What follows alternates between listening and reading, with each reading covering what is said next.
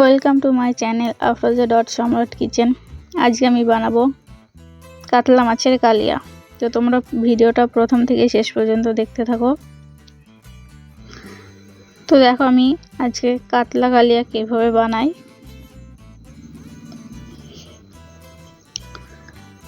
তো আমি এখানে 500 গ্রাম মতো মাছ নিয়েছি। এটা কিন্তু নদীর একদম টাটকা মাছ। তো দেখো এখানে আমি দিয়ে দিচ্ছি হাফ চামচ লবণ, হাফ চামচ হলুদ গুঁড়ো আর দিচ্ছি আদা রসুনের পেস্ট।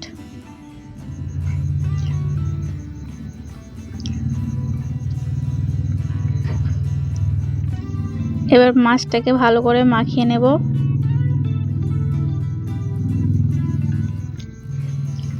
আর মাছটাকে মাখিয়ে আমি 2 মিনিট মতো রেখে দেব।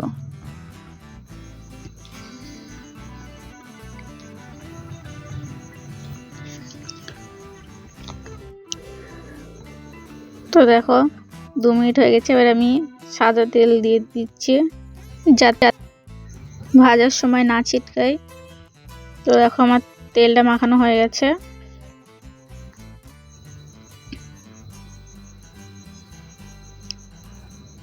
তো এবার আমি কড়াইতে সরষের তেল নিয়ে নিচ্ছি। আর এই রান্নাটা কিন্তু সরষের তেল দিয়ে করতে হবে। তো দেখো তেলটাকে ভালো করে গরম করে নিয়েছি আমি। এর মাছগুলো ভাজার জন্য দিয়ে দিচ্ছি।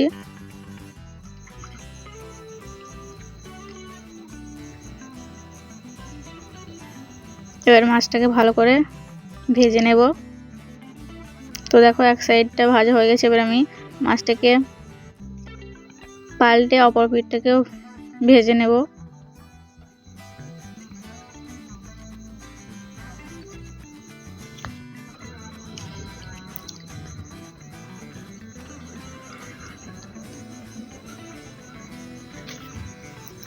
তো দেখো আমার মাছগুলোকে পাল্টানো হয়ে গেছে। এবার আমি অপর পিঠটাকে ভালো করে ভেজে নেব। তো দেখো আমাদের মাছগুলো ভাজা হয়ে গেছে। এবার আমি মাছগুলোকে একটা একটা করে তুলে নিচ্ছি।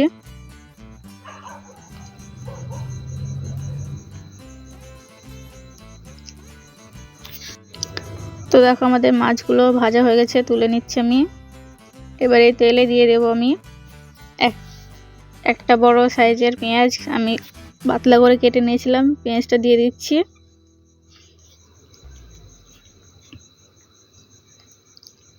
আর আমি এখানে ফোড়নে দিচ্ছি একটা দারচিনি, 4টে ছোট এলাচ, একটা তেজপাতা আর একটা দিচ্ছি শুকনো লঙ্কা। এবার একে ভালো করে মিশিয়ে হালকা করে ভেজে নেব। এখানে আমি কিন্তু পরে জিরেও দিয়েছিলাম হাফ চামচ মতো, তোমরা চাইলে না দিতে পারো। তো দেখো আমি সবগুলোকে একবার ভালো করে মিশিয়ে নিচ্ছি।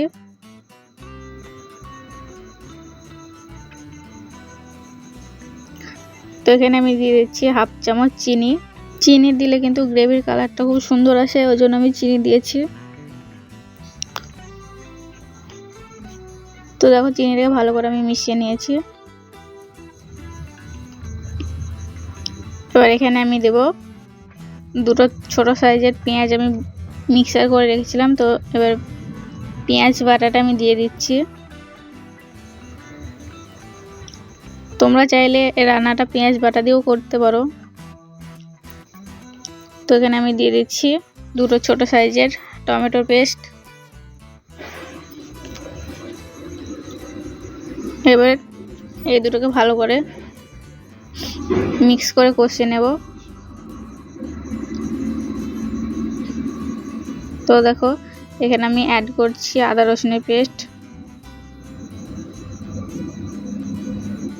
এবার এটাকেও ভালো করে মিক্স করে এটাকেও ভালো করে কষিয়ে নেব, যাতে আদা রসুন পেঁয়াজ আর টমেটোর কাঁচা গন্ধটা চলে যায়।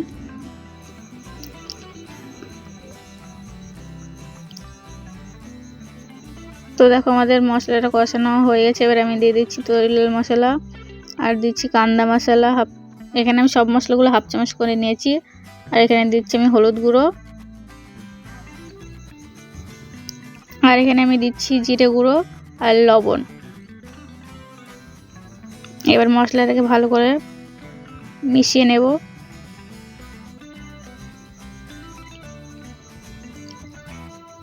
আর মশলাটাকেও একটু ভালো করে কষিয়ে নেব আমি।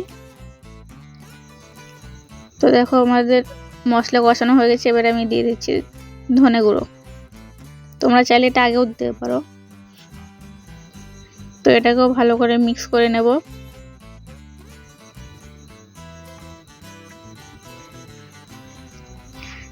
এবার গ্যাসের ফ্লেমটাকে আমি লো করে দিয়ে দিচ্ছি 2 চামচ টক দই। টক দইটাকে আমি ভালো করে ফেটিয়ে নিয়েছিলাম আগে।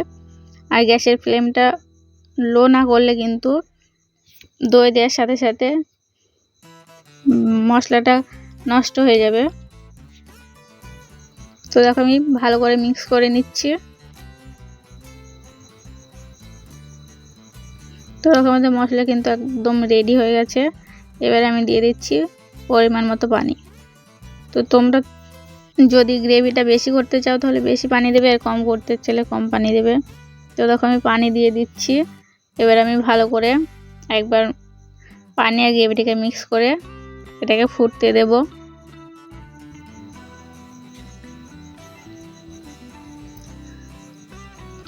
তো দেখো আমাদের গ্রেভিটা ফুটে গেছে। এবার আমি ভেজে রাখা মাছগুলো দিয়ে দিচ্ছি।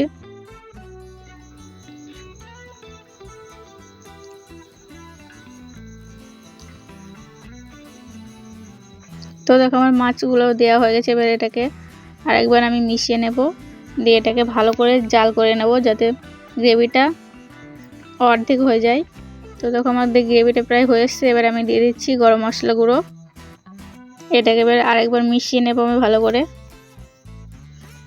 আর এটাকে আরও 2 মিনিট মতো জাল দিয়ে আমি তারপরে গ্যাসটাকে বন্ধ করব। তো দেখো 2 মিনিট পর কতটা গ্রেভি শুকিয়ে গেছে। এবার আমি ধনেপাতা দিয়ে গ্যাসটাকে অফ করে দিচ্ছি। তো দেখো আমার কাতলা মাছের কালিয়া রেডি। এবার আমি মাছগুলোকে ঢেলে নিচ্ছি।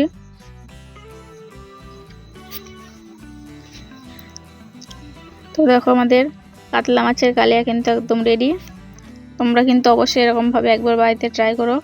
আর আজকে ভিডিওটা কেমন হয়েছে আমাকে অবশ্যই জানিও।